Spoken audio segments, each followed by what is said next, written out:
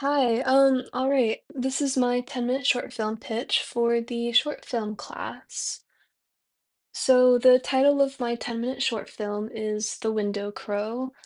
The log line for this short film is when a mischievous crow keeps terrorizing a cat's home, it is up to the cat to stop the crow and prove her innocence to her owner. So for Act One, the opening image is basically a scene that showcases our cat, and the black cat is seen sitting on a velvet armchair looking thoughtfully out the window of an old 18th century Gothic home. So the setting for this whole short film takes place within this Gothic home that's decorated with all this Gothic furniture and sort of gives off this very like moody, dark vibe. And the main character is the cat, so that is the first thing that I want people to see. So for the setup, we see that the cat wears a collar with the name Onyx, and she is a well-maintained house cat. So she doesn't go outside. She's too clean and pristine for that. She enjoys staying indoors in this gothic setting. There is a scene where her owner, Mallory, grooms her fur and pampers her, displaying their relationship and also just that sort of like house cat, pampered kind of vibe. They live together in this gothic home filled with gothic furniture, and the color palette, like I said, is moody and dark. Their ordinary world consists of just the two of them in this home, and Mallory's job is collecting and reselling antiques, which she has displayed around the house in this sort of like messy, disorganized, but kind of like quirky way. And it's all sort of like just super old antiques and found items that sort of add to this like mood of like old gothic. So the theme stayed. So Mallory, at one point in the short film, says to her cat, "You're a dear because you're so tidy," and the cat is visibly proud of this. Like the cat Onyx doesn't break any of her antiques. She doesn't mess up any of the collections that Mallory has put together. She's a very polite cat. So the underlying theme of the short film is the desire to maintain a good reputation and seeking justice, particularly for Onyx the cat. So the inciting incident. So Mallory leaves the window open in this Gothic home because it's summer and it's hot and there's no air conditioning. So she leaves it open to go shopping for more antiques. A crow flies into the house out of curiosity, and the cat tries to chase it out of the home to protect her owner's antique collection because the crow is flying around and could knock something over. The crow is upset by the cat's actions and responds in a sort of a petty way by knocking down the antiques intentionally because it can see that's what Onyx doesn't want to happen, and successfully escapes through the window. When Mallory returns home after going shopping for antiques, she believes that Onyx knocked down the antiques and is upset. So break into Act Two. Onyx doesn't want this to happen again, but she knows that Mallory will open the window again tomorrow. She decides that she will sleep on the windowsill that night to block the latch from Mallory when she wakes the next morning. The rising action obstacles here is that sitting on the window latch doesn't work. Mallory is basically able to pick her up, so Onyx resorts to swatting her away, which leads to her scratching Mallory. Onyx is disappointed with herself as she's hurt Mallory, and now Mallory is even more upset. She doesn't want Mallory to be upset again, by the crow or, her own actions, so she must make sure the crow doesn't get through the window if he chooses to return. So, we're kind of at this midpoint now where the crow returns a second time. It returns that afternoon to torment the cat some more. Onyx has been sitting guard on the windowsill, prepared to block the crow from entering the home. But unfortunately, Onyx is not successful. None of the hissing or the swatting are successful in blocking the crow from entering the home. He just flies right in over top of Onyx's head.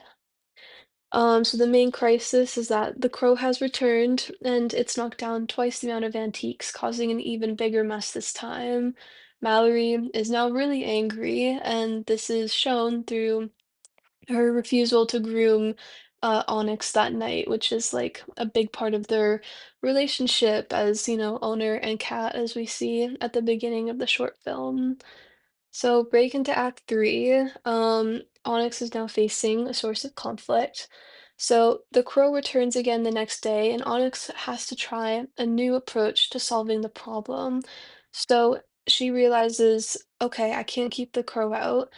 So she's going to let the crow in and this time create a trap. She wants to prove to Mallory that she was not responsible for breaking the antiques. Onyx organizes antiques on an open table in the center of the room to attract the crow in this sort of way where, like, these are easy to knock down. And Onyx figures out that if she does that and the crow comes to knock them down, she can hide up on a shelf and jump down and sort of trap this crow to prove her innocence to Mallory.